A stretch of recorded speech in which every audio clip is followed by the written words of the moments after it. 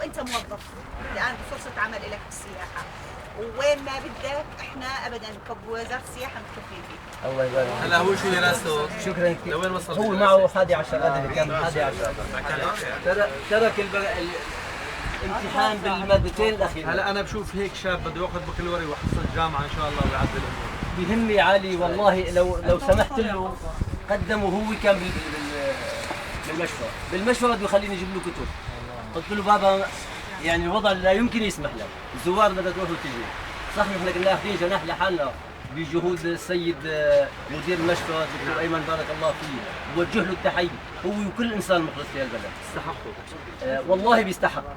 نحن بنستحق وان شاء الله هو كمان بيستحق، لانه انا ما فيني اذكره لانه قدم كثير. هو طاقم.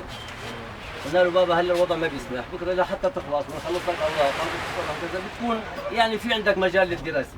عنده استعداد كبير، وهو كان حقيقه من الطلاب يعني اذا ما بدنا نقول متفوقين ماشي حاله كان وعلى قلبه، لكن كتر اندفاعه للدفاع عن الوطن. قال لي بابا انا ما في